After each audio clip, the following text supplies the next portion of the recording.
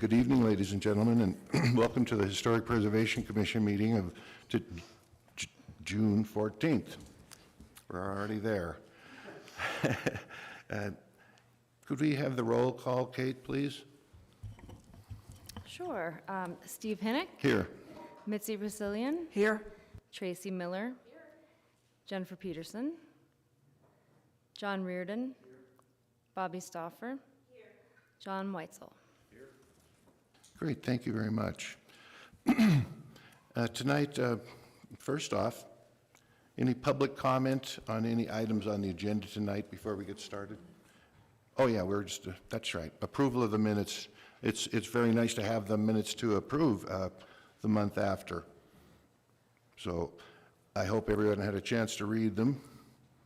Any comments, corrections, additions? I move we approve the minutes of May 3rd as written. Do I hear a second? John Reardon seconded. All those in favor say aye.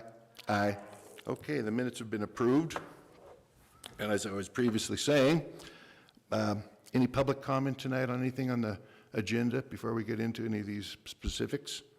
I'm hearing none. We'll move on to a Basin Creek Caretakers House Project update. Kate. Yeah, so I have some good news about that.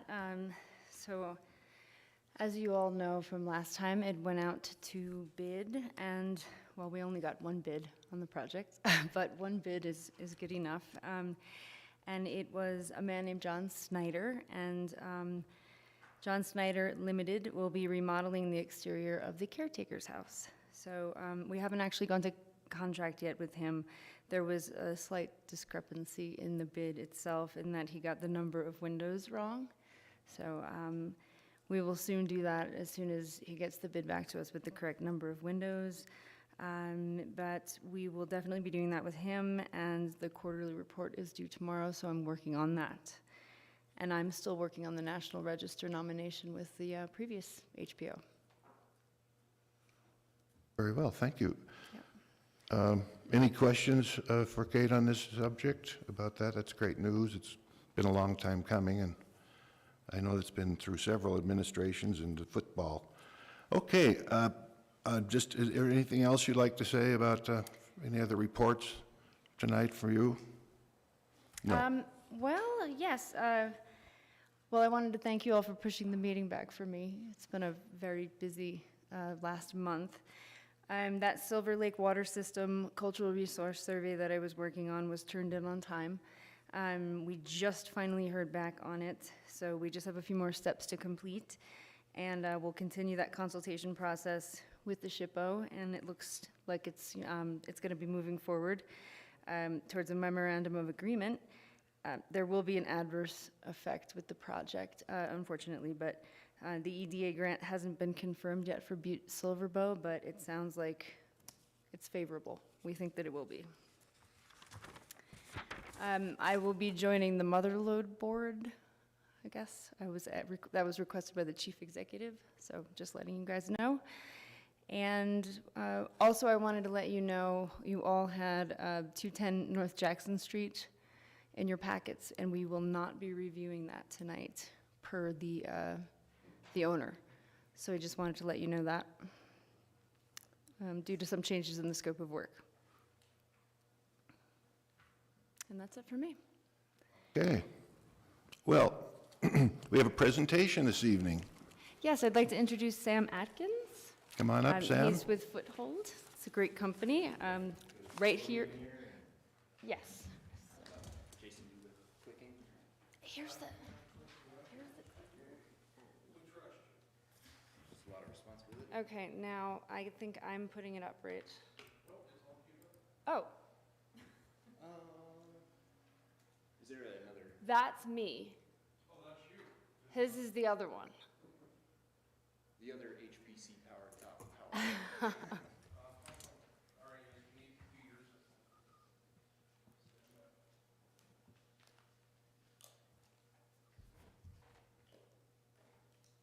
Sorry, Jason.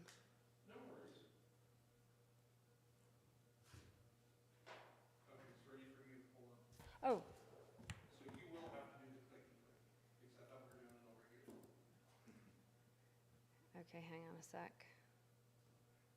How do I pull it up? Sorry. Did you save it onto that thumb drive? It is on the thumb drive. Oh, wait, is this? Okay. Yeah. No worries, we got this. At least it's not a council meeting, right, Sean? I knew I should put it on the desktop. And which one is that? Just the first one there. HPC review.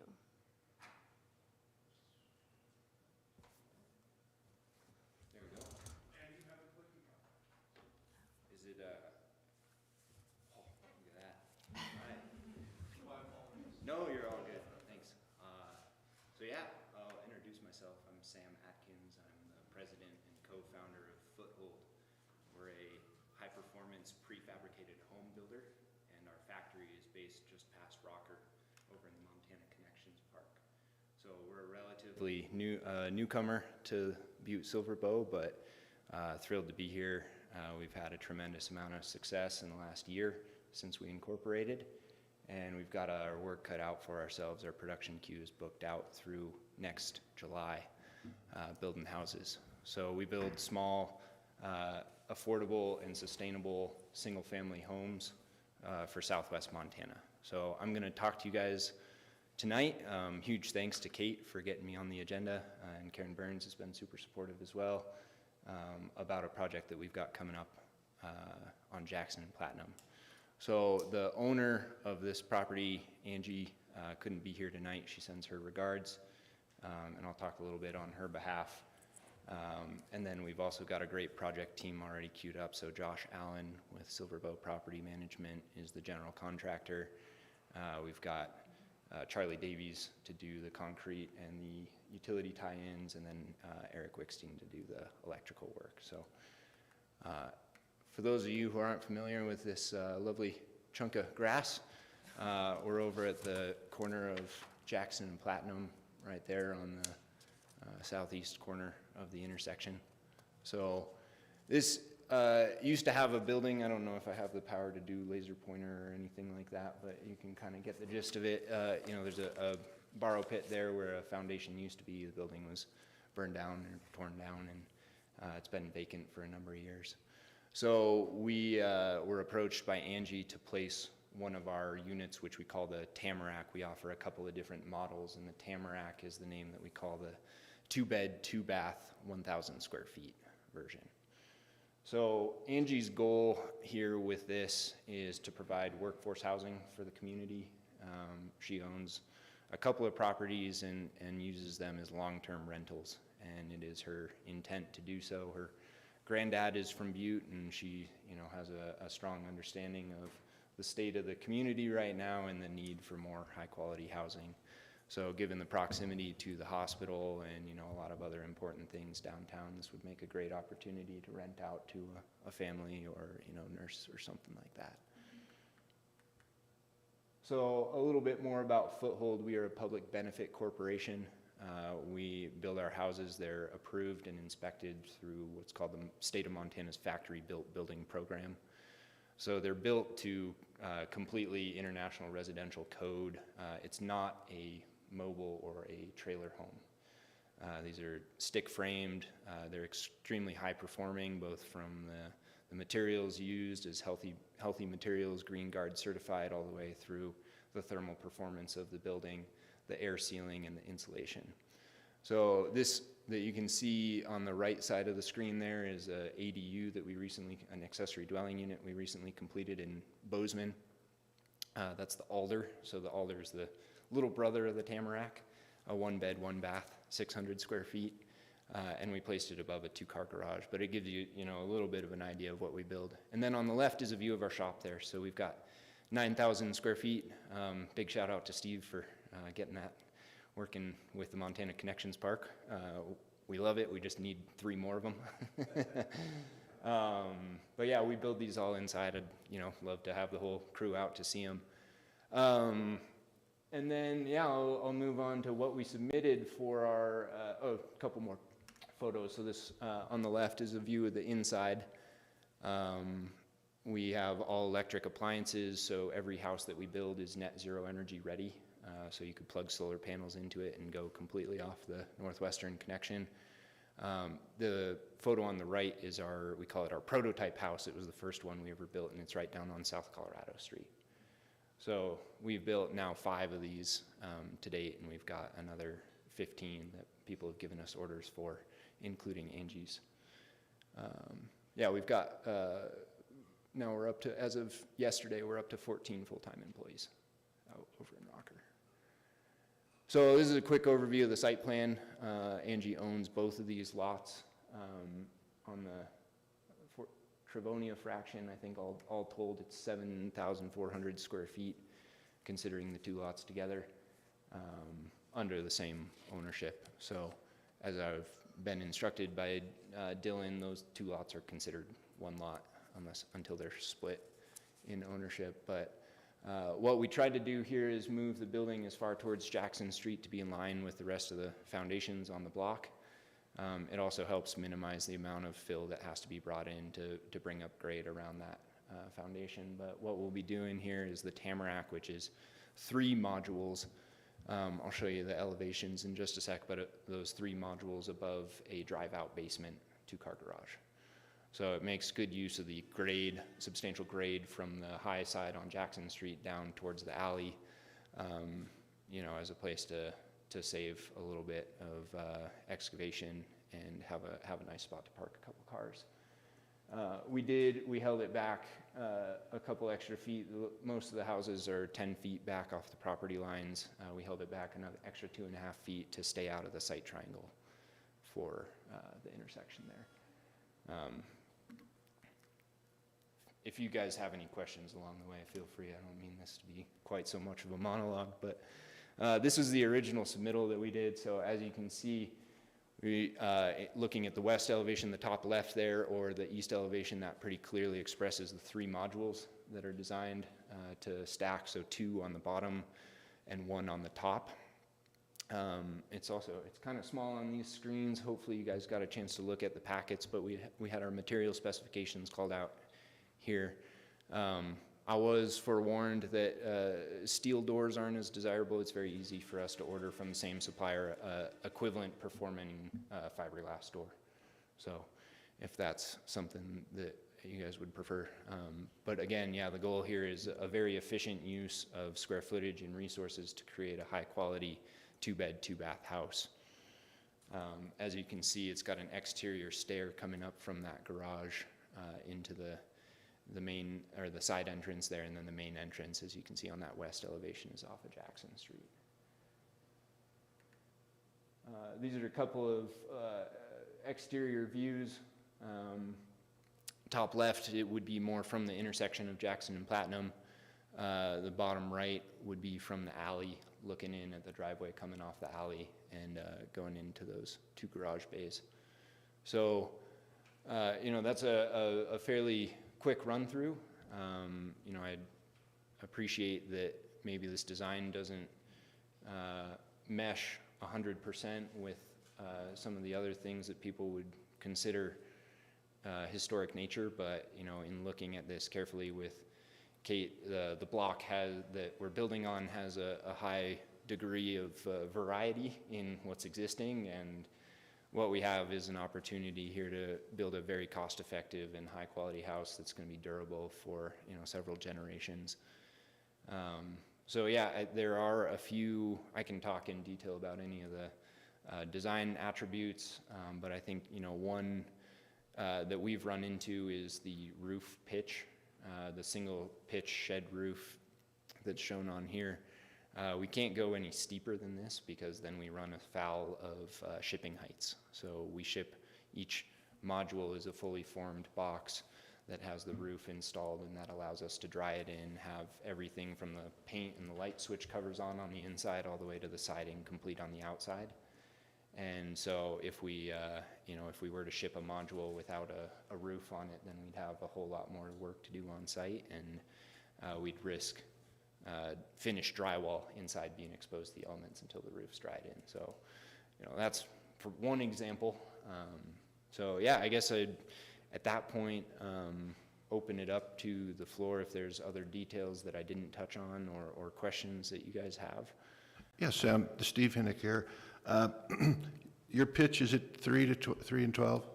This one, as it's drawn, is 2.5, 12. 2.5 to 12? Yeah, Okay. So you're rising about 3 feet, yeah. right?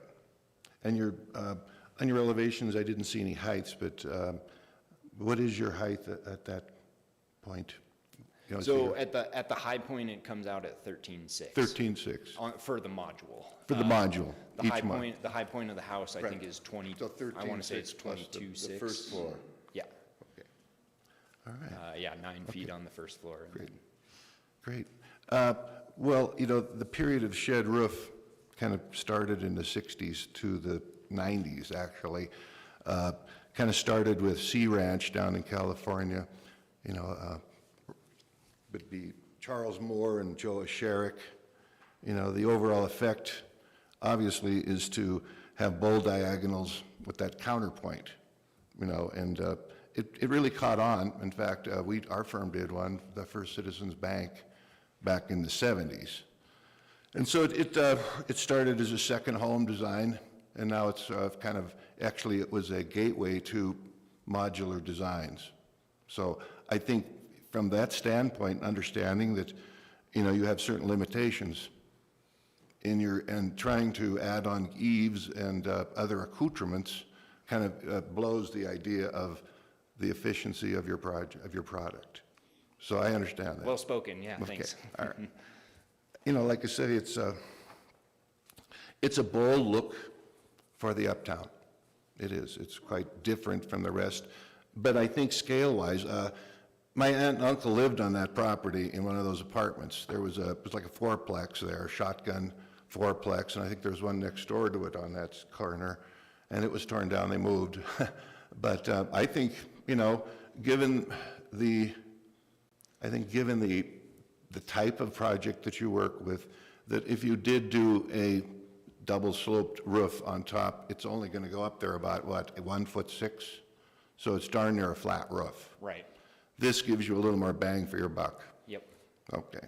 So that's my comments. Anybody else? John? Thank you, Steve. I'm really impressed with your product. I don't know if you noticed and all that. I watched the product being set on Colorado Street. I was the weirdo in the truck on the corner. I don't know if you've seen me. There was a I'm couple of- very, yeah. couple So of a couple of spectators out weirdos, there, yeah. Yeah. So, and I mean, we were also out there when, at night, taking a tour and all that stuff, and you can tell it's a quality product. I mean, Steve made a great point. It isn't, you know, something that basically would fit into some of the neighborhoods, but right now we're getting away that people are redoing these buildings and all that, and if you wanted to fit into that neighborhood, basically with the brick and on the cornices and all this other stuff, it wouldn't make it affordable housing. And I think that this product is a decent product.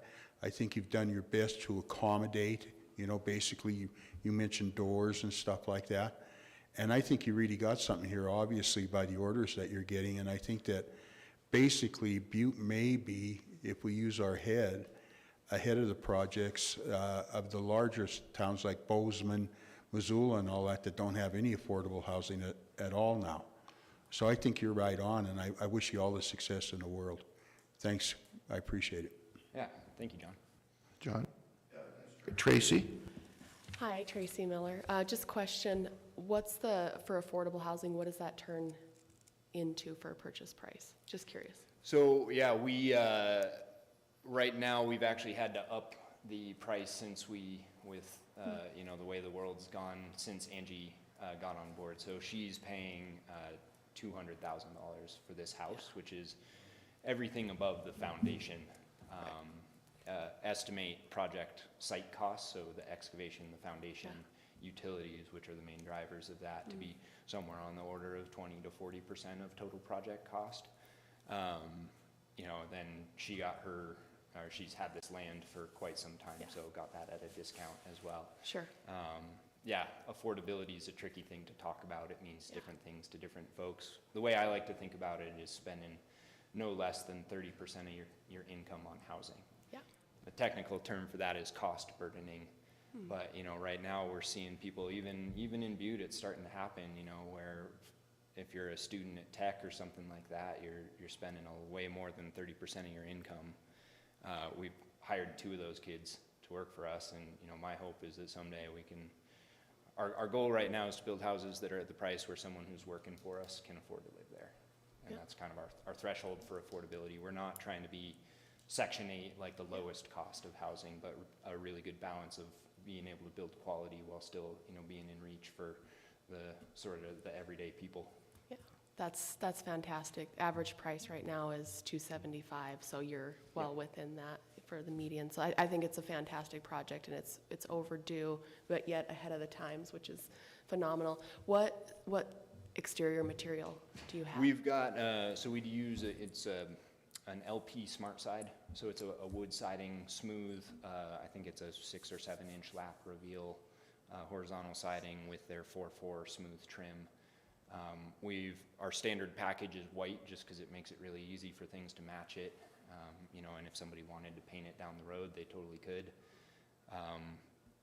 That's, you know, it's one of those things where if everybody got a little gun shy of a big white house, it's not really that big, but, you know, a sort of ivory tower right there on the corner, you know, they make it in a whole bunch of different colors, and we buy pretty much all our stuff just from Triple S, so we could source, you know, different colors if, you know, as this is a dialogue, if you guys are like, hey, you know, we Great, should thank really you. make that. Mitzi, did you like to say something? Well, I did want to say something, but I wonder if it should be more appropriate in the next item on the agenda, which is actually the design review COA, or are we moving into that right now? No, not for this one. There's another one, yeah, the Jackson Street. Yes, that would be fine. Okay, We could hold that to the actual review. Great. okay. Okay. Continue, Tim. Yeah, so I think, you know, if there's any. Chair recognizes Mr. Weitzel. I'm just kind of curious about this design with the second story there, little pump up. Just looking at with the weather and snow, heat, and rain, wouldn't it be, to me, I just, you know, why would you just make the whole second floor? The whole top story. Story, yeah, so 4 that would boxes. eliminate the heat coming off that roof in the summertime there, and then plus if you get a big snowfall coming off there, I'm just kind of looking at the vulnerability with what's there. Sure. Well, I can talk a little bit about that. One of the drivers that we are working with is our physical constraints of our factory, so we're limited in terms of the size of the modules that we can build. So, you know, I'd love to come up with a shotgun design that's just, you know, 2 modules stacked. That's actually a much more efficient way to get to 1,000 square feet. But we identified 1,000 square feet as sort of the entry-level small single-family home. And so in order to get that, the easiest way for us to do it was to do 3 modules. And to your point about, it's a well-taken point about the longevity and the durability of this, we're working with, so our architect's a Passive House certified architect who, you know, designs buildings that you can heat with a hairdryer. We've got R30 walls and R55 ceilings, so a ton of insulation on here, using the best materials we can. So the diamond coat LP siding has a 30-year warranty. We've got really intricate details for flashing and trimming out all the things. So, you know, the hope is that these are by no means disposable houses. Right, It's exactly, something we're exactly. proud of, and, you know, even in the Montana climate, should last for many, many years.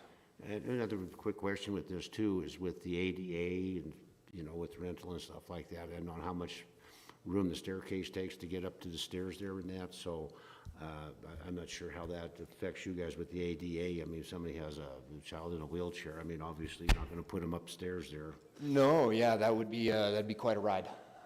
My understanding, and I'll say this with a caveat, that I'm not an architect. Okay. And, you know, we lean on our architect and our you know, Dylan and Rusty, the good folks at the building department, to make sure that we're in compliance with all the relevant codes. As far as I understand it, just a single-family residence doesn't trigger ADA requirements.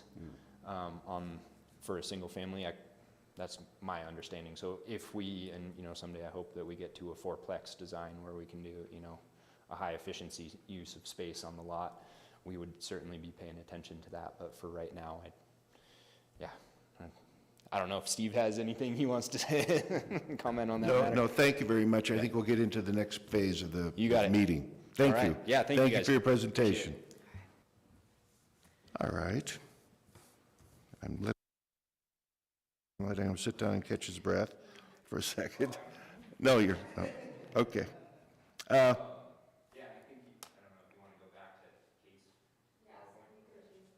Okay. Now, we're going to let Kate introduce this, our COA for Platinum and Jackson Street infill Footholds Tamarack Design Home. Please proceed.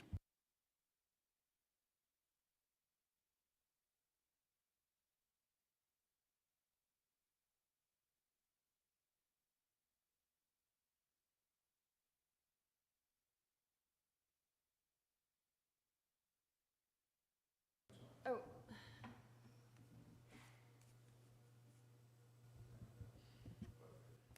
Okay.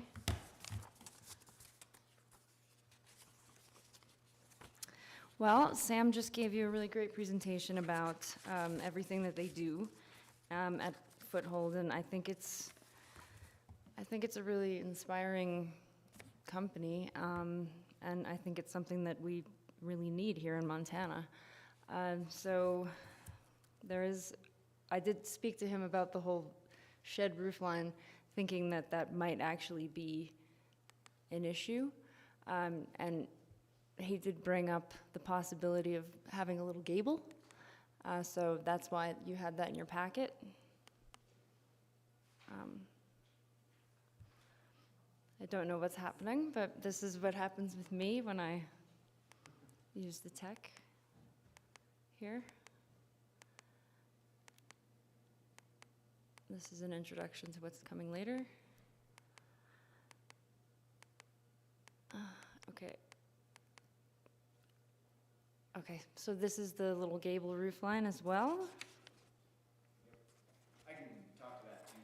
It was Yeah. just a different option that we ran as a conceptual review. We sent that design over to Skill Built, the trust company, and we would incur some additional project costs by doing that. So Angie's preference is to keep the project cost low and go with the original design if possible, but wanted to have this as sort of a backup, I guess. But the materials are great, I mean, he wants to, the wood, he wants to use real wood. The LP Smart side, I know, is approved by you. I think that they're willing to work with the HPC on materials. And I do think that the neighborhood is eclectic enough to be able to handle something like this. So that is why I recommended that you approve it. And so. Thank you very much, Kate. I'll open it up to some discussion on the panel here. Who would like to speak on this? Mitzi, please. Thank you, Chairman. Thanks for the good background on this.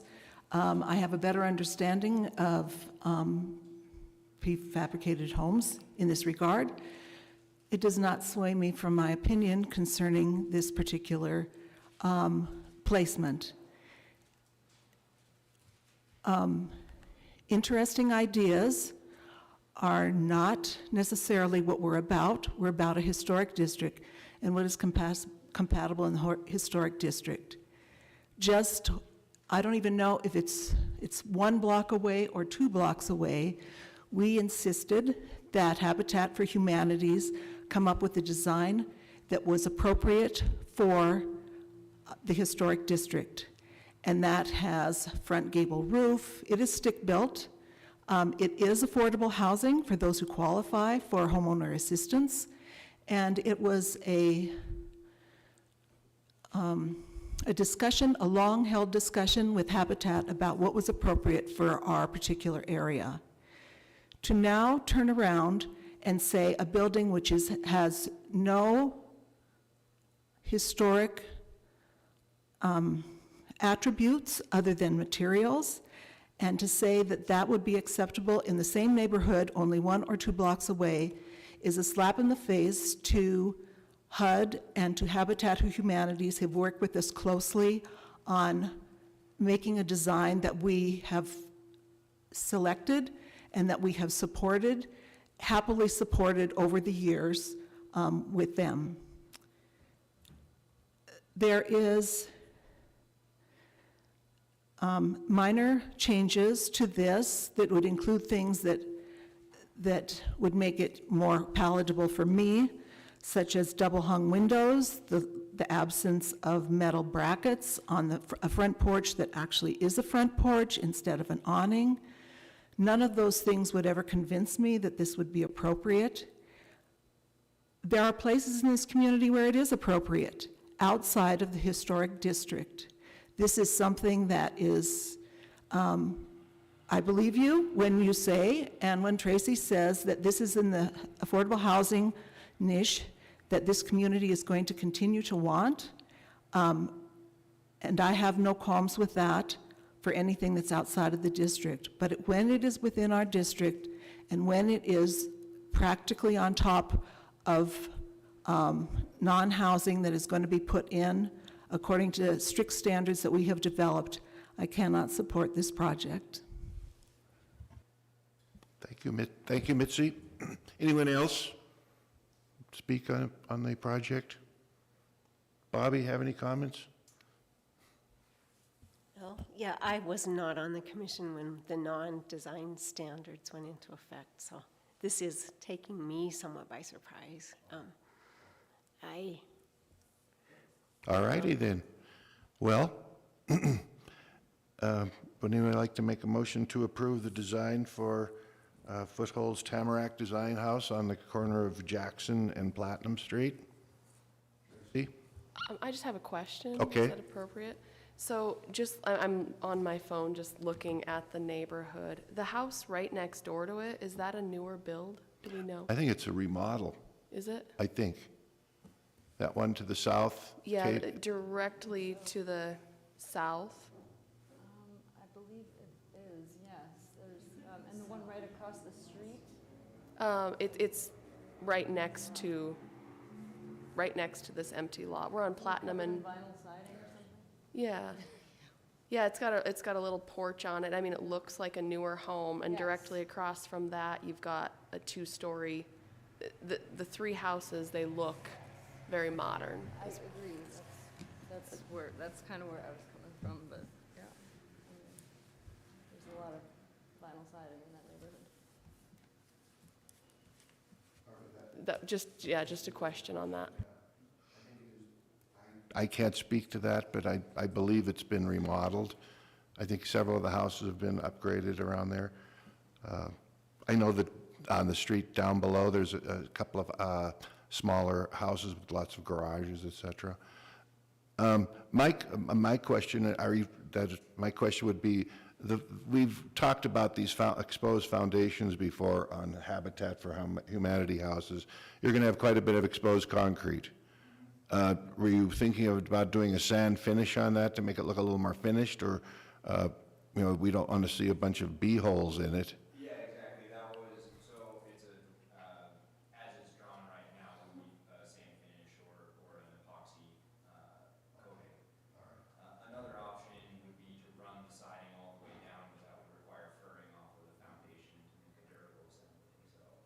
So, we're I guess, to the extent that I can open this up, within reason, we're fairly confined about what we build in the factory, but some of the details, if there are things that can be more palatable, we can be flexible about some of these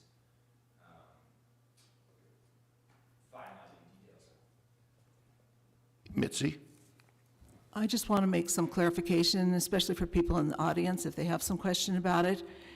If the homeowner wants to build this building at that location, there is nothing, this Historic Preservation Commission has no authority to deny that. It is only coming before us because it is, there's a request for URA money, and that is the catch.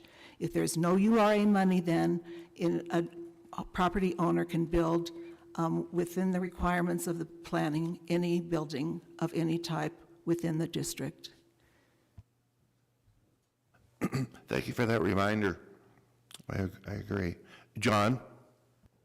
Yeah, I do have one question here as far as the, you said like this is, you build it in the factory, you bring it to the site, and that comes in as a finished product.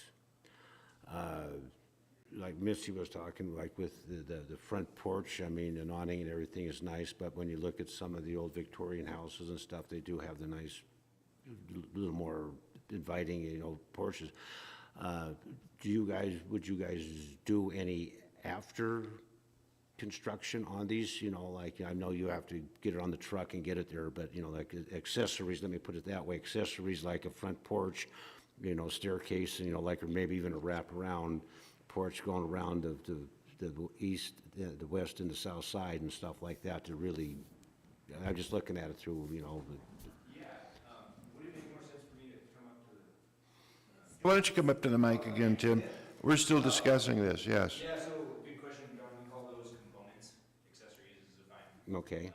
term too. The reason they are as they're drawn right now is because it's our best crack at streamlining a quick, it's called the setting and stitching is that component after it's trucked onto site and craned onto the foundation. There is a little bit of work that has to happen to trim out the structural connections and the weather sealing between the modules.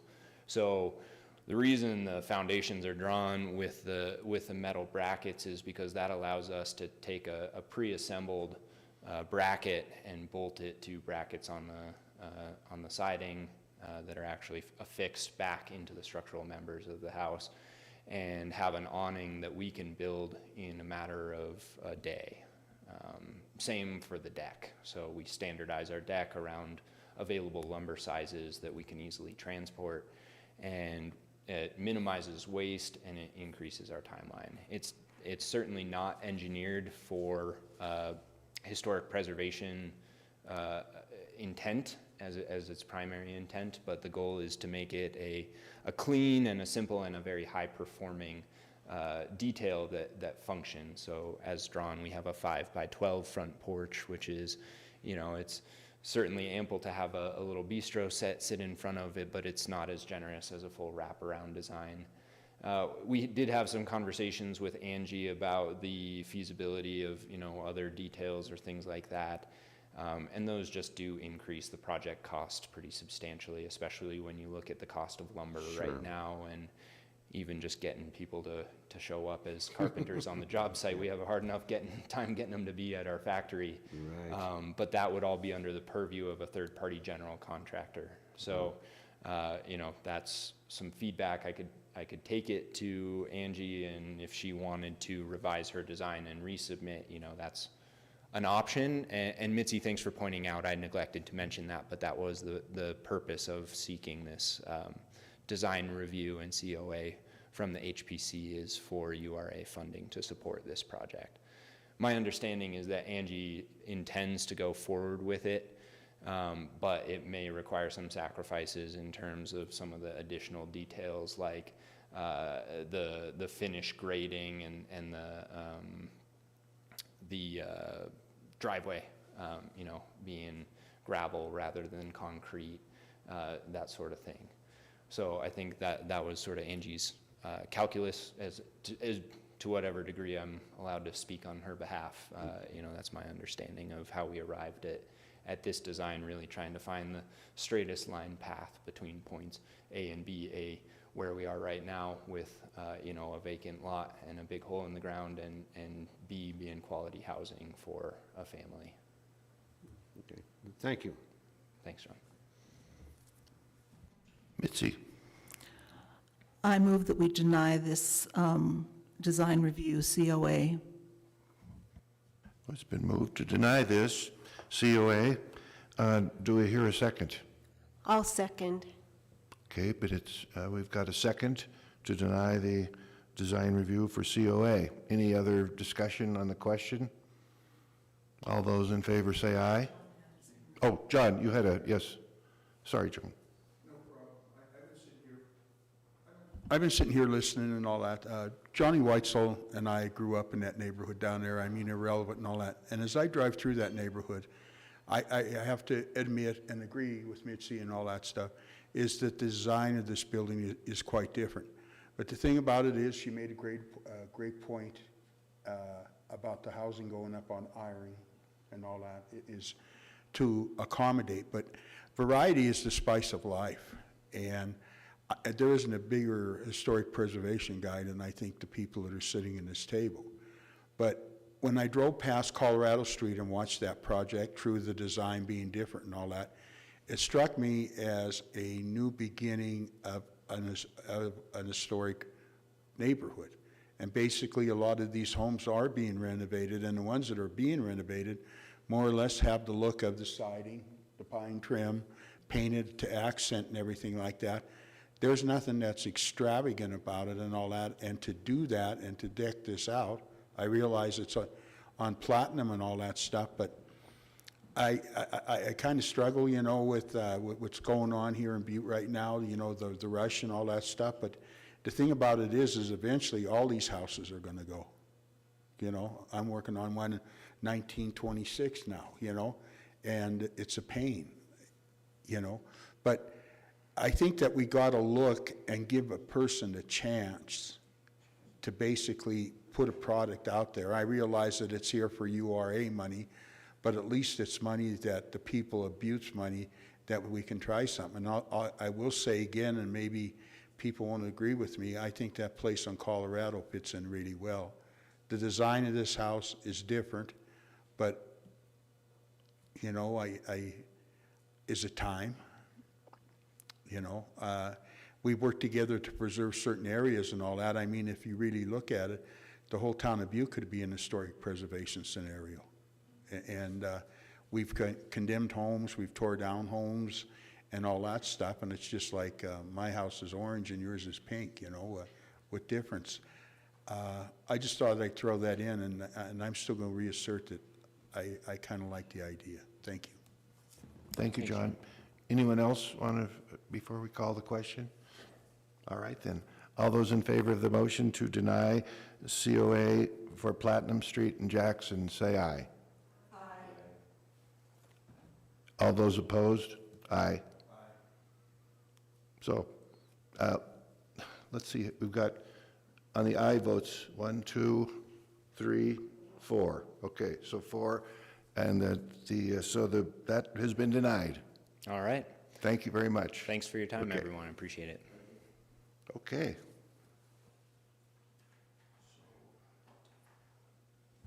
Now, ladies and gentlemen, we have another design COA for 101 West Court Street, which is the North O'Rourke condominium project in the old O'Rourke building. So, Kate, could you give us a quick rundown on this one? Thank you. We have Ronnie here to talk about it. You all are familiar with, the North O'Rourke Annex building, which is the older of the two, and, well, we're lucky we still have it standing, right? So it's a great thing that, that they're working on it, and the work entails all new windows, Anderson 100 windows. Let's go to the next. Okay, well, there it is with a smiley face in front, so. Gotta love Right. construction workers. That's very anthropomorphic. Yeah, so they're planning on replacing all of the windows with Anderson 100 windows, and they're planning on restoring all of the wood bays. So that involves and power washing, scraping, sanding, caulking, wood filler, priming, and painting where necessary. And also painting all the metal, the chains and the little lion head, and yeah, and they're also adding copper inserts. Here's a close-up of some really nice windows. And so they're going to be restoring all of that wood, and Ronnie can talk to that a little bit more.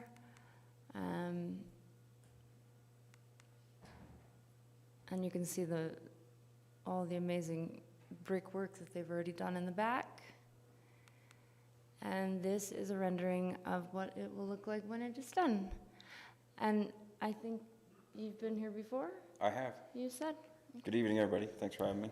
Please, would you introduce yourself? Yeah, I'm Ronnie Estes with Black Diamond Investment Group. And we are about 2/3 of the way through this project and just trying to get her finished up. If I can get the sky to quit raining. It's tough being a grandchild of farmers, and you see the rain come out and you love it, but when you've been in construction all your life and you're trying to get the exterior of a building done, you don't want to see it. So, yeah, Kate touched on all of it. We've got Anderson 100s all ordered for it. We actually should be seeing good weather this week to be able to get that front cleaned up. We got finished carpenter coming out to redo the cornices, all the dental details up top, and restructure those pop-outs. So those will all be, should be done this week. Well, yeah, it's Tuesday, so probably next week. Yeah, we're just moving along. All the brickwork went great and everything else, so any questions, I'm here. These Anderson 100s, they come in black? Yes, sir, they're all black frames. Black frame? Yes, sir. And the frame that actually, there's a portion of the existing frame that stays there. So, because they're retrofit, we have the option to bring them in from the inside or bring them in from the outside. So we're going to bring them in from the inside and leave the original wood trim and stops from the original windows Kind of there. like a tilt pack window.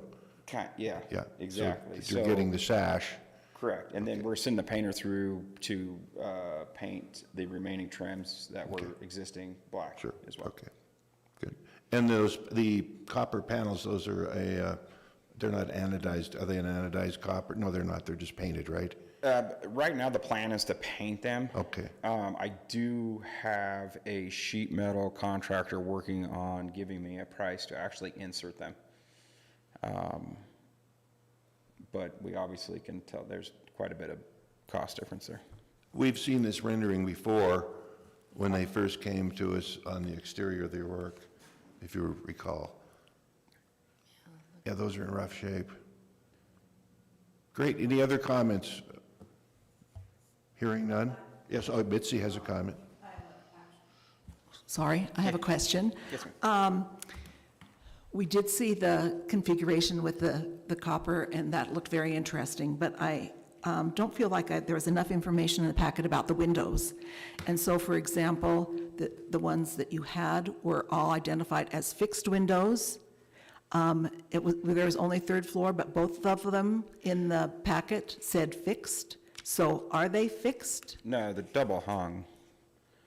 Yeah, he did, he gave a very, very complete packet. I didn't know if you wanted all of them, and from now on, I can certainly give you all of them.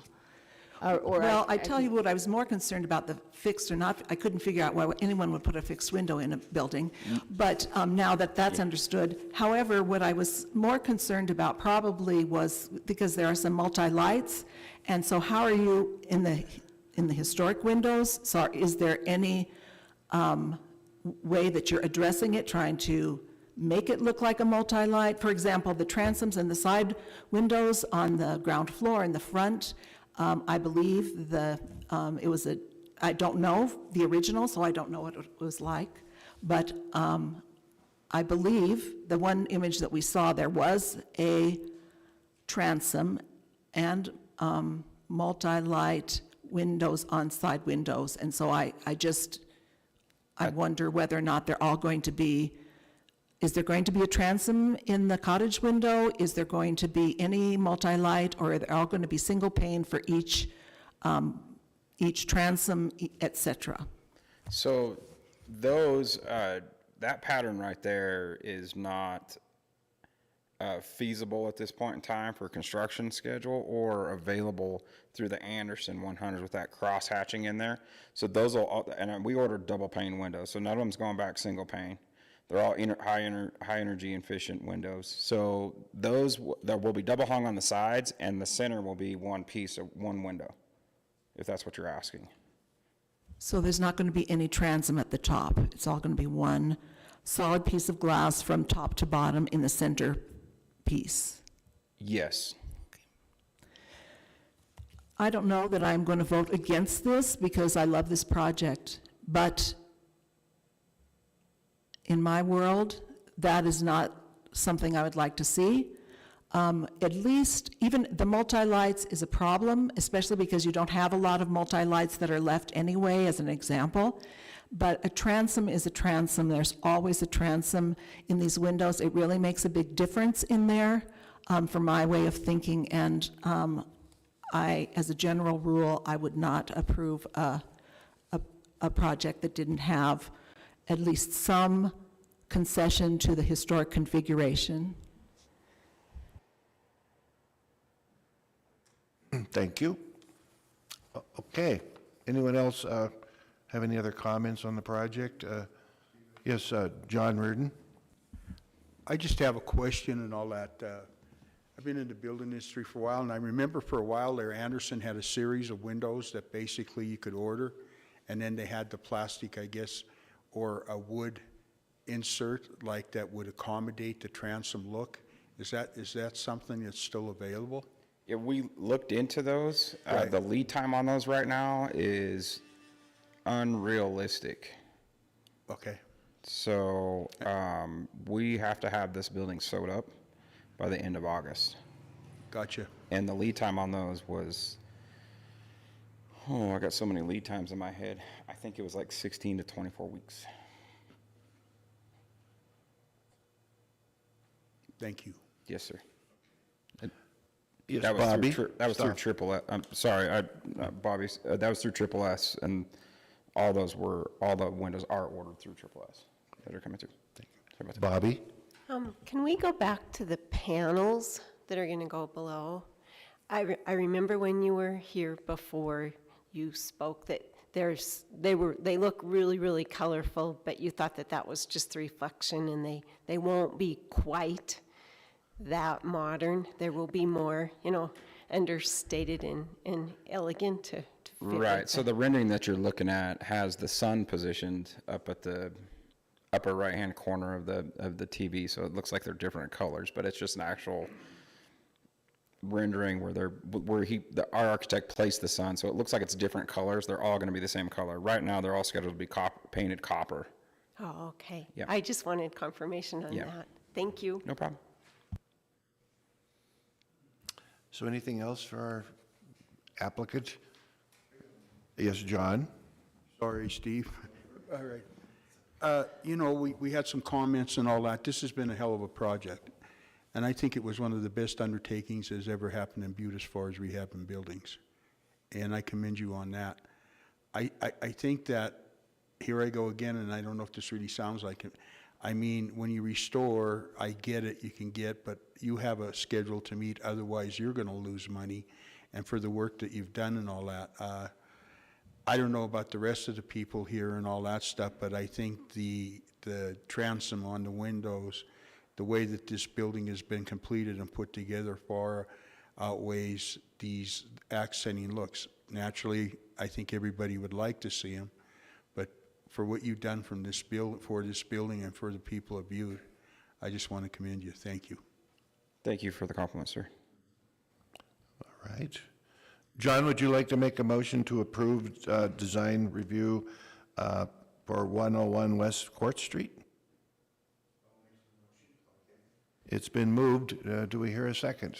I'll second it. It's been moved and seconded. Tracy seconded it. Any other discussion on the question? All those in favor say aye. Aye. Opposed? All right. Well, congratulations and move forward. Yeah, thanks all. right. You have a good night now.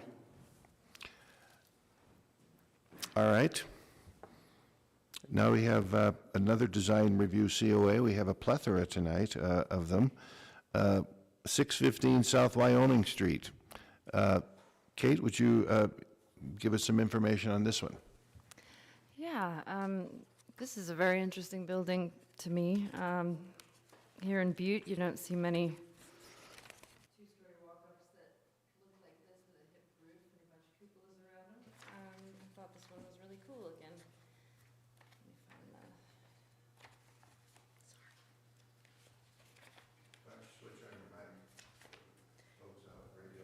keeps going off for some reason. What is it? If you don't use it, it just turns itself off?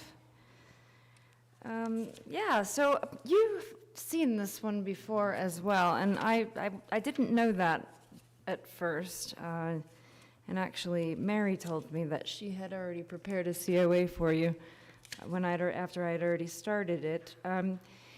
So 615, 617 South Wyoming. It was dated between 1900 and 1910, which is a pretty typical date for these types of buildings. 2.5-story rectangular flat.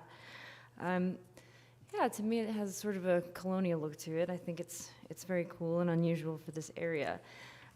So we have Keegan here, and he can talk a little bit about the project. It looks like they're going back and they are replacing some more windows. At the time of the initial application, the applicant wasn't set whether they would purchase new wood sash units or the Anderson 100 windows.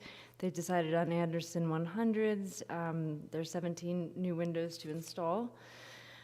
They definitely have to go through and redo the repairing and repainting all the eaves, the fascia, the soffits, all the trim, the siding. As you can see, there's more pictures. Oh, well, there it is. That's the location here in Butte and the footprint.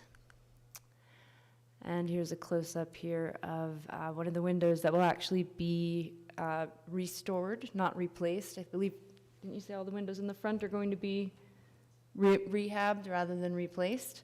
And the buildings around the side will all be replaced. They had already previously been replaced with vinyl, and now they're going to be replaced with the Anderson 100s.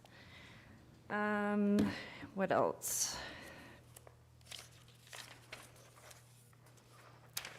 Would you like to come up and say a few words, Keegan? We've also got some new doors coming, which I didn't actually mention too much, but you might want to address the doors. We've got some more photos. Keegan, could you introduce yourself? I'm Keegan with Fortin Home Developments. Okay. So, yeah, you guys have seen this a few months ago. It's on the corner of Platinum and Wyoming. So the main differences from the initial COA is just additional, turns out when we got the porch taken off the back that the soffits and fascia are in pretty bad shape, and so there's going to be some rebuilding of the soffit and fascia we'll have to do, especially along that back section there. And then the windows, after kind of tying into the project a little more, we determined most of them are going to have to get replaced. So we've decided to go with the Anderson 100 series. So those will all be 1/1 sash windows. So that's what was originally there, and actually, especially on the lower level and on the south wall, most of them had been replaced with just a fixed double glazed picture window. So we're actually going to be restoring those with the sash windows, so it'll look a lot more like the original profile. And then you can see on the profile here, it has that typical where there's the more pronounced trim around the window, and then the sash is set back. So we're going to be keeping that, and the window will be set like behind that trim. So you'll still have that original kind of detailing around the windows, which will be painted to match the windows, and then you'll have the new sash window inside there. And then, yeah, with the doors, we'll be replacing all of the doors. We were initially thinking some of the lower doors could be kept, but we made the decision to just replace them all with new fiberglass doors, and I think that'll look a lot better. And on that front, I don't know if you noticed, the two windows on the far ends, those used to be doors that were filled in, and so it actually makes better sense with our layout to restore those as door openings. So we're going to be putting new exterior doors in there, so that will enter the lower units, and then the center door goes up to the upstairs units. So.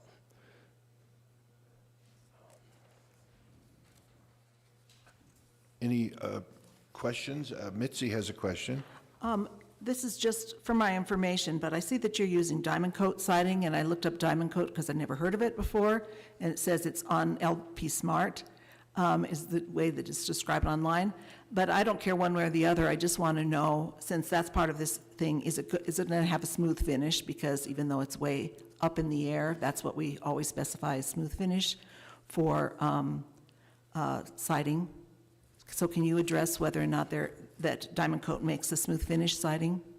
Yeah, yeah, I think it might have like a slight texture to it, but it's pretty smooth. It doesn't have that it doesn't look like the fake wood when you walk.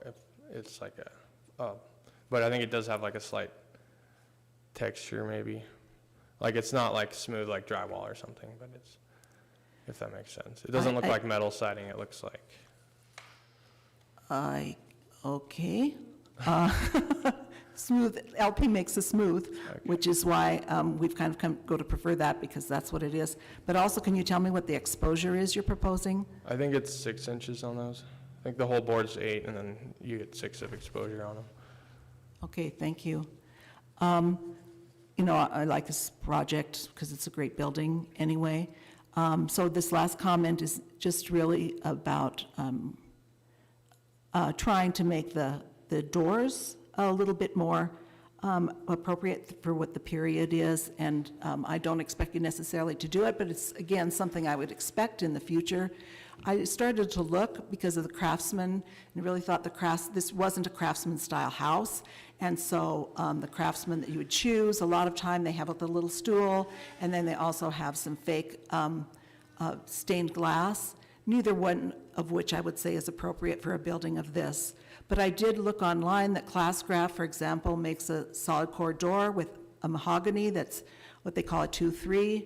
So essentially, it looks more like the door that you have that are essentially there right now, which have a big, essentially a half light, and it can have a divided half light. And there are others that are a 3-4, which is even longer.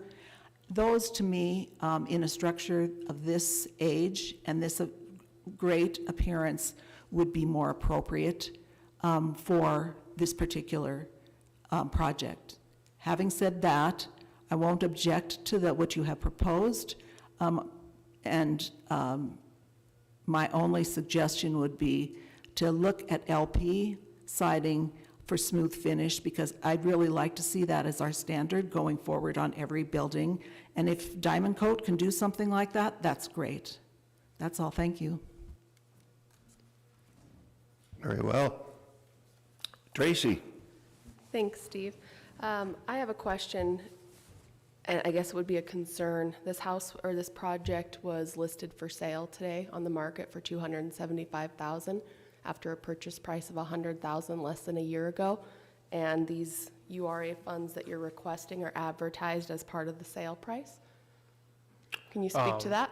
Yeah, so basically, our plan is to keep developing the property, and then we'll just be kind of increasing the price as we go. So like it's got a new roof on it, it's been demoed, the new windows are going to be installed, so that's all like going to that purchase price. And the plan would be that if someone bought it, that they're going to continue the development plan for that property, and we're not going to sell it to someone unless we know they're going to, carry it on. But So you're projecting, you've got a listing price $175,000 above what it was purchased for after did the URA help put the roof on too?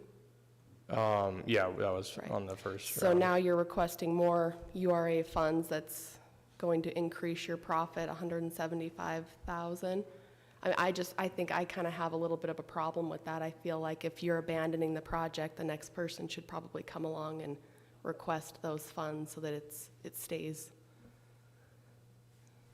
I don't know what the, I'm not involved with like the listing part of it, so as far as I know, like the plan would be that it would continue with the development, and we already have like the mason lined out. He's starting in, I think, a week and a half, so most of the work will be completed before a sale that has been approved would be completed before a sale, so.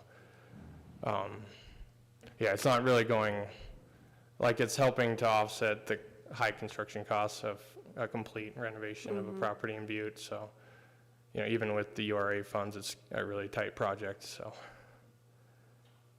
And then, yeah, I don't know what the policy is with URA funds. It would still, I guess, they would still be submitting like electrical invoices for the work completed, and it would have to meet the scope that was approved, I would imagine, so. Thank you very much. Anyone else? John? Thank you, Steve. I think Tracy fell on something here that I don't like myself either. I think that, I don't know how this program is formulated and everything like that. I mean, everybody in town should be hopping on this deal to make some money and turn these houses and all that. I get that. This is America. God bless America, you know?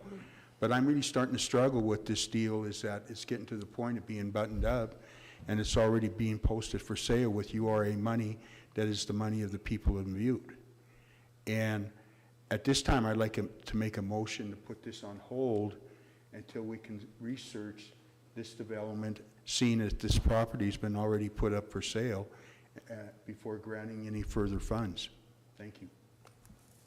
You know, we are not in a position to grant funds here. I get that. You know, we're here to see if this building is appropriate in a historic district, and the things that they're going to do to it are not detrimental. Isn't that right, Kate? Yeah, I believe so. I'm not sure that we Yeah, can do but that. there is a motion on the floor. Isn't that correct, John? You made a motion that we put this project in abeyance. Do I hear a second to that? I second that. Tracy is seconded that motion. Any other discussion on this that, you know? Yes, John? All right. I'm not here to cause any problems and all that stuff, and I mean, you might be particularly correct and all that stuff, and I get the URA is more or less this is a deal and all that. What I'm just looking at here is the fever's on, the rush is on and all that stuff, and these are Butte dollars being spent on these projects, and I'm one of the biggest story guys in the town. But the thing about it is I think it's jumping the gun a little bit before this project is done, that basically it's up for sale, and then should the sale take place, there's a buy-sell. Tracy's familiar with them. I'm not saying that we demotion this, or should we put it, hold it, or whatever. I don't know if we have the power to do that. But I think that we should find out if this comes before us again, exactly where we stand, where we have a project that isn't been completed that's up for sale. That's what I struggle with. Thank you. Yes, and you know, we've okayed projects that have either half finished or have never been executed. You know, lots of them. And like I say, we are not in a position to determine whether the URA has decided to give a loan to someone or not. You know, like I say, our duty here is to make sure that what we do is compatible with the district. So there is a motion that's been seconded on the floor to hold this in abeyance to our next meeting. Yes, Mitzi, did you have something to add? Well, I think this is an interesting discussion, and I think we have to be careful because we're not with the URA. What we can say, I think, or at least we can somehow justify our getting in the mix of it, is we're approving this project as a whole project, that all the pieces are going to be done. So if someone comes, if this project is sold by Fortin Home and somebody else comes and they say they're not going to pursue this project, even though, let's say they have put in new doors, but they're going to leave the damn vinyl windows in or something like that, we have really compromised our ability, because we approve the project as a whole. We don't do a little bit at a time. And we can't ask the owner to actually put that in a buy-it-sell agreement. We're not supposed to insert ourselves in transactions, real estate transactions, but we can have concerns about whether or not a project will be finished. Tracy? Yeah, that was my concern right there, is just making sure that these funds go into the project so that it's not left half done. So that was my reason for bringing Can this up. am I allowed to talk anymore? Or? Sorry. So I guess just to clarify, and correct me if I'm not understanding the process correctly, but the URA funding, that's tax increment financing, that's intended to incentivize development and investment in the zone. And my understanding is when a project gets approved fund, it's approved for the scope that's proposed. If that scope isn't, and then it's issued on a reimbursement basis. So once you spend 20 grand on plumbing, then they will reimburse the 25% of the cost. And if you do it right, hopefully you don't lose your ass on the project, you know? And that's really, like, from what I've seen, especially with buildings like the North Aurora that they're working on, these funds are what make these projects possible, and let alone just to kind of offset the cost of actually doing it, you know, historically appropriate. There's an additional cost to that on top of it just being a difficult market, especially, you know, we were lucky now it's kind of trending up from an investment standpoint, but, you know, for the past 20 years, you know, getting a project to pencil out in Butte has been difficult, and I commend the people that have done it, and these funds have really been something that's helped make that happen. And, you know, so I guess in the event that someone sold it, my understanding would be, unless they complete the work as proposed, they're not going to be reimbursed those funds until they submit an invoice for windows and doors. It won't be completed, and I'm not sure what the approval process on the final there is, but like if they went in and they decided that they want to do pink steel doors, you know, with portholes in them, that would not be within what was approved as the, you know, appropriate design by the HPC Commission. And my understanding would be that then the URA would have the ability to not reimburse that part of the process, or not reimburse the funds at all because it wasn't completed as approved. So, and I might be wrong on that regard, but that's my understanding of how that kind of process would work. Kate? It is on a reimbursement basis. So at the end of the day, you go and you check and you make sure that the work was done before they get the money. And that is how it works. Itzy? I know it's on the reimbursement basis, but it might be on the task reimbursement basis. So could we ask Mr. Can't remember his name, it might be Roy or Ron or something like that, if he can just address how he has been reimbursed, since we don't have somebody from the URA here, how he has been reimbursed. Is it by the object, or is it when the thing is finally completed at the end? If you could come to the microphone and speak to that, if you know. Yeah, for the previous URA funds, for phase one of the O'Rourke building was the entire removal of the back wall and putting it back in. So every month,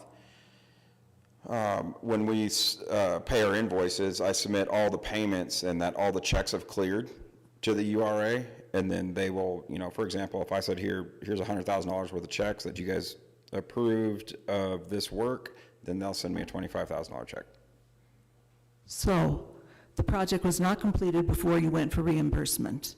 It was only based on the invoices or on the bills that you submitted, even when the project had not been, the brickwork had not been completely done. That is correct. Thank you.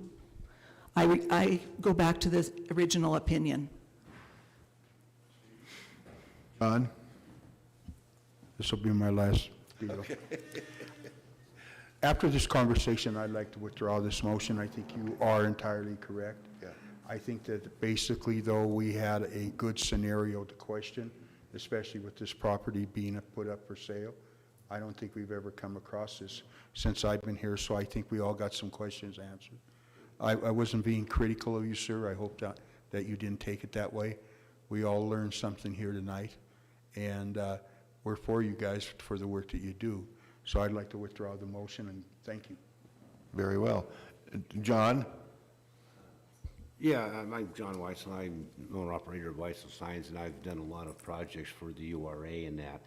And I do know it's like you says, it's very good, and I've been able to sell a lot of signs and stuff. But I do know one thing, like he says, is that when I do this, the person I'm making the sign for has to pay me in full. And at that point, I give them the invoice, and I sign off on that invoice, and I give that to them. And at that point, they take that to the URA, and at that point, the URA gives them the 25%. But until I get paid my full account, they can't go up and get the 25% and then stiff me. I have to be paid 100% before the reimbursement happens. And so I just want to clarify that. Right, that's your billing practice, to bill 100%. Right, Okay. yes. Now, for a contractor, it's kind of hard to wait till the very end to bill Sure, 100%. you bet, you bet. So there's a progress payment schedule. So, okay, great, thank you, John. John, did you have something further? Your mic was on. Okay, well, that motion has been rescinded, so I would move that we approve the COA for 635 South Idaho Street as presented. Do I hear a second? Oh, I'm sorry. I had some scribbles there. We're at 615 South Wyoming. Okay. I was just going to comment on the design of this building. It's kind of has a feel with the short porch of something out of like New Orleans, something like that has a New Orleans feel, especially with the French-style roof with the sort of almost a mansard, if you will. The mansard was created by the French to avoid taxes because you were taxed in the number of windows that you had on your walls, but if you had windows in your roof, you weren't taxed on them. So that's how the mansard roof was originated. Okay. That little aside. We're at 615 South Wyoming Street, Design Review COA. I move that we approve as submitted. Do I hear a second? I'll second. Thank you, Bobby. It's been moved and seconded. Any other discussion on the question? All those in favor say aye. Aye. Opposed? One opposed? Very well. Congratulations, and I hope we wish you the best of luck. Thank you. Thank you. Okay. Now we're going to get to 635 South Idaho Street. Kate, would you give us an introduction? Yeah, okay, so this is another one from Fortin Home. It's another two-story walk-up. This one was built in 1901, and it needs a little bit of brickwork. So this is 1901 two-story walk-up as a frame construction of brick veneer and ashlar stone foundation. Applicant is seeking URA funds for exterior masonry repairs where repointing and stabilization is needed on the south corners of the building. And I'm going to find it for you in a moment. This one right here. Why don't you switch on that mic so Oh, again. Keeps turning itself off. Sorry about that. Yeah, so repointing and stabilization are needed on the base of the east entrance and repair on the south wall windowsills that I couldn't really get to the south wall to get photos of them because it's kind of tight. But that's where it's located there on Idaho Street in Butte. Okay, if I keep pressing it, it's going to go haywire, isn't it? Okay, so that's where we have some structural issues here. So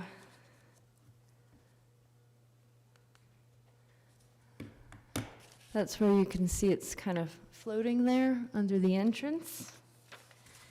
And I have added the quote that we have here from Bishop's Masonry here.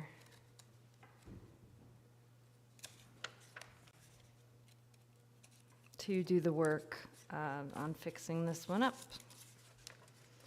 So the demo and grinding of joints, masonry labor, relay brick and repointing, the mixing of the custom mortar, classic brick used. So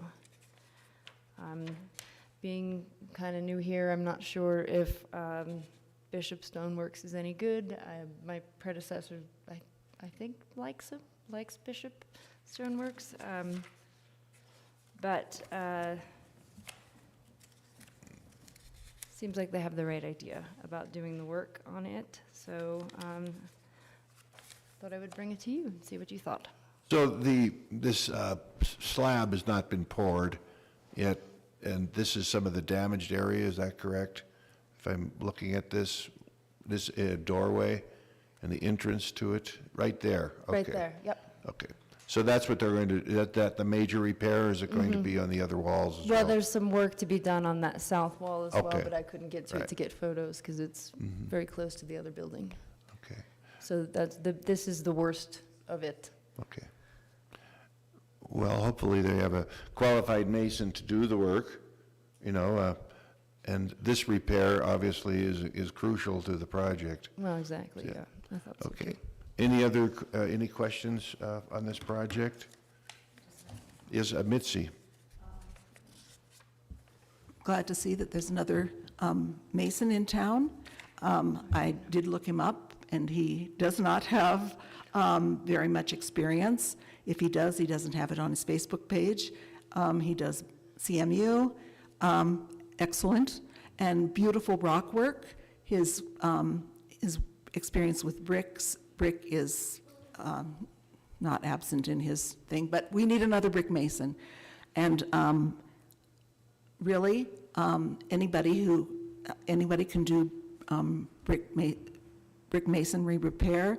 The only thing that I would say, and I see that this is that, and maybe Keegan could come forward again, that it says it's a custom mortar, and so I took that to mean that it was going to be lime-based mortar of the same color, et cetera, that we always have in all of our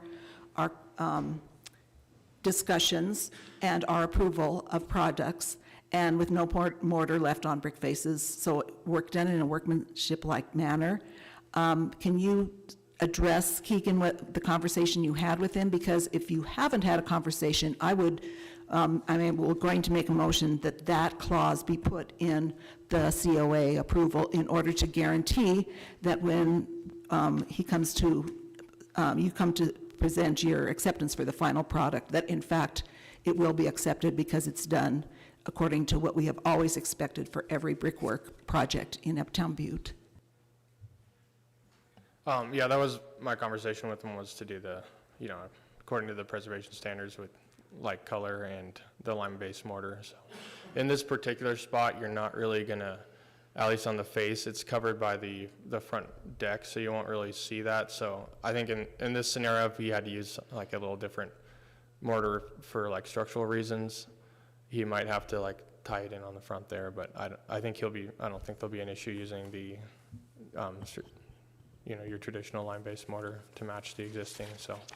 And then I'll certainly, on the side wall, the south wall there is not painted, so I'll make sure he uses the lime-based mortar to match the existing, because that'll all be exposed, so.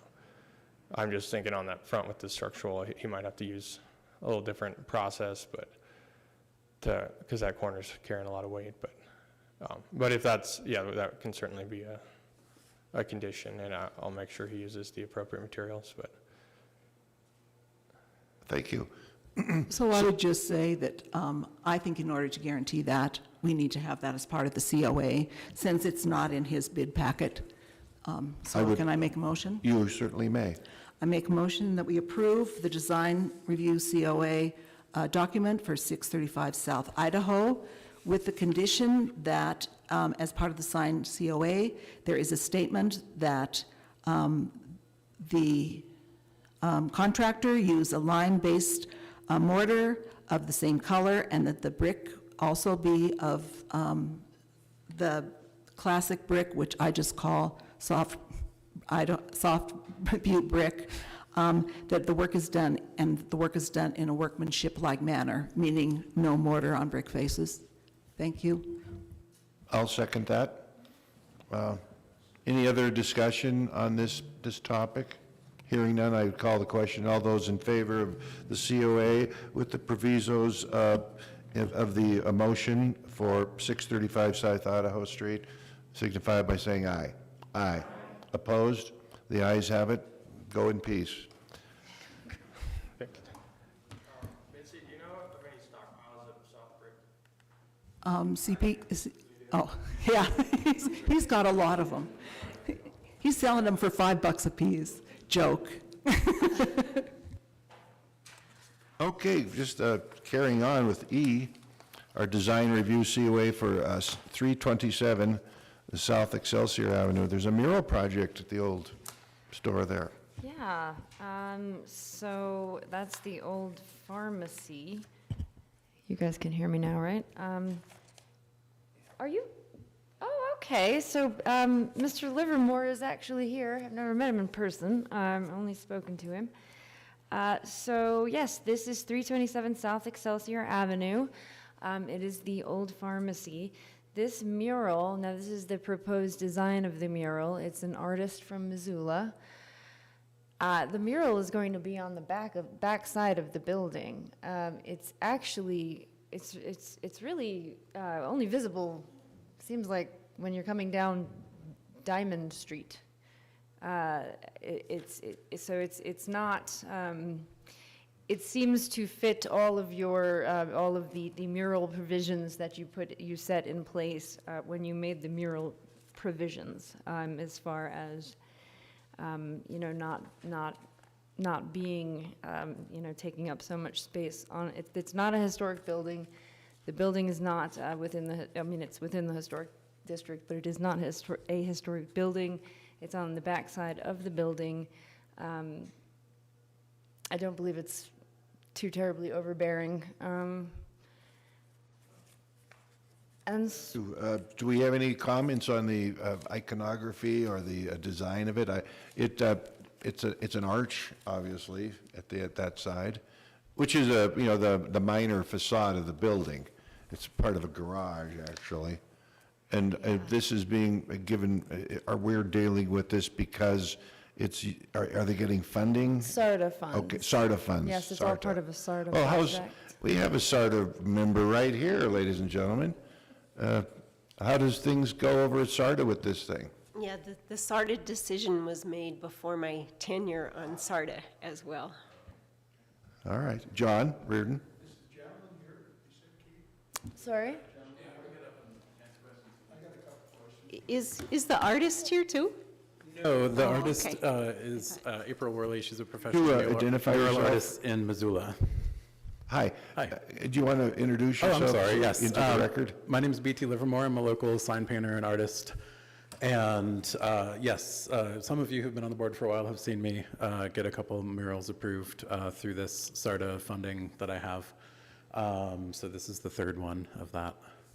And this is an artist that I've wanted to work with for quite some time. She's done a number of murals in Missoula and Helena and other locations. And this seemed like a good fit for what she does.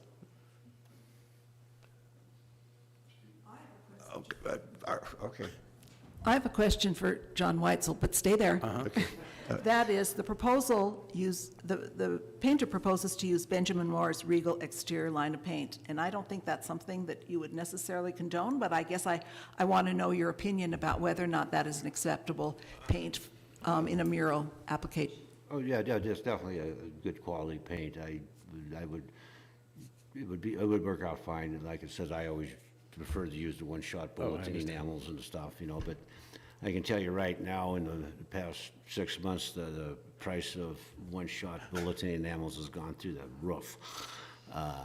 But yeah, Benjamin Moore, yeah, it's got a real good base and stuff, and so you are not going to have a problem with any fading for a while with this. So. All right, thank you. John Reardon has a question. Thank you. It's catchy. I mean, do you have a theme for it, or? So for this project, what I've done is we collected a number of themes. We were open. This project has actually been about 3 years in the running, and due to COVID and other scheduling things, it's finally kind of happening all at once this summer. And so she was given the topic of water as sort of just a general theme for her to go with. And obviously there's, stylized graphic waves in the background. All of her work that she's been doing in the last few years involves the use of the hands, and this idea of the hands coming together, both sort of, people coming together. It does tie in a little bit in her mind to, it could symbolize a church steeple to some people. It could symbolize just kind of two people coming together. The different plant lives, the artist is Filipino-American. And so some of the more kind of fronds represent her culture as well, and then some of the more like evergreen needles represent her Montana heritage as well. You said that you did a couple murals here in Butte already, is that correct? I have gotten them approved. Everything has been sort of, the two that I've approved are both being painted by the end of July. They have not been painted yet. Where are they going to be located? The first one, it will happen the week after Folk Festival, is going to happen inside the Park Street parking garage, right? Kind of there's handicap parking right as you turn in.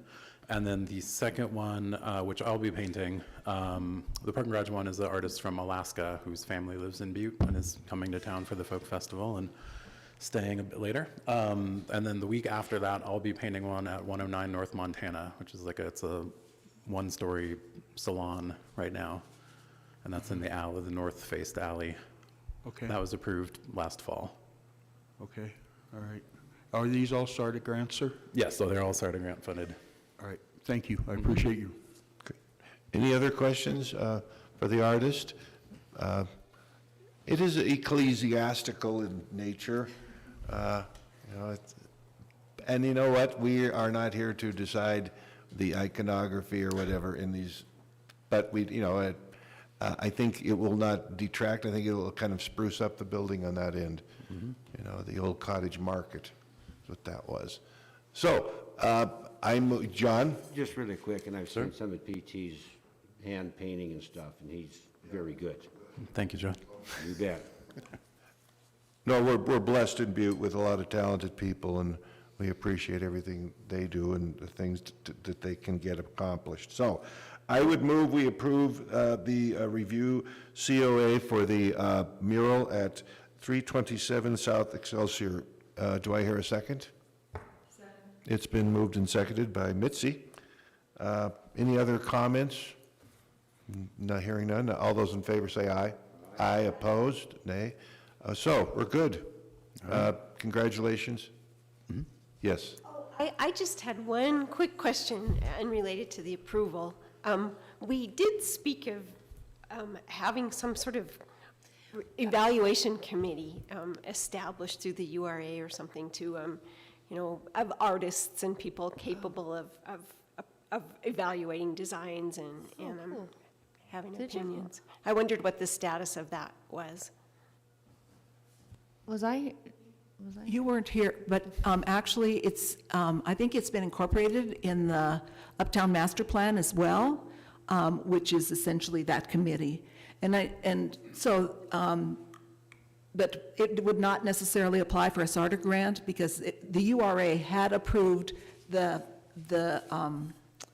draft guidelines, and there was discussion at the time that the URA looked at that for murals. They also said the idea of having a committee which would have a member of the Historic Preservation Commission, a member or two of the artists, and maybe a business owner or something like that. That group has never been formed, but hopefully it will be formed before there is ever an application for a URA grant, because that was our understanding that was going to be part of it. And I hope we can extend that to SARTA projects in the future as well.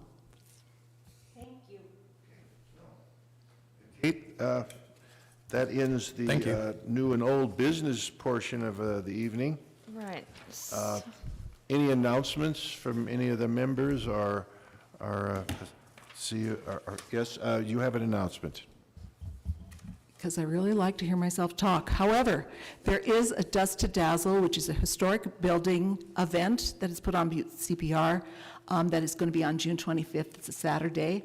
Bobby is very involved with that project, and we hope that we can see some of you. This is an opportunity to get inside 6 buildings for only $12 or $15 a person.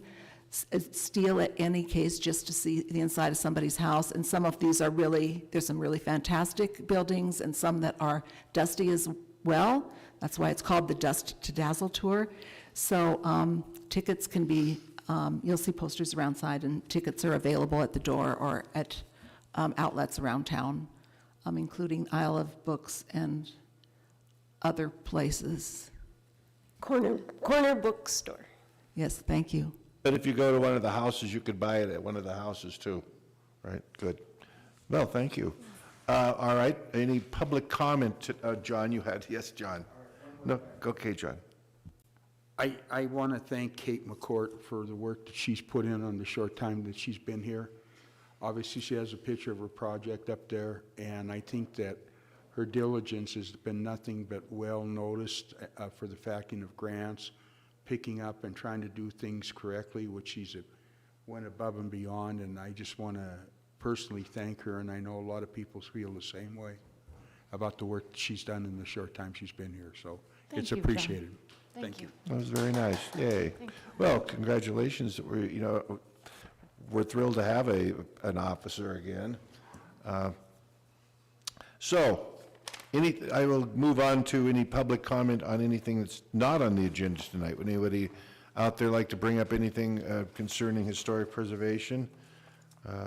Hearing none, I call this meeting to adjournment. Good night.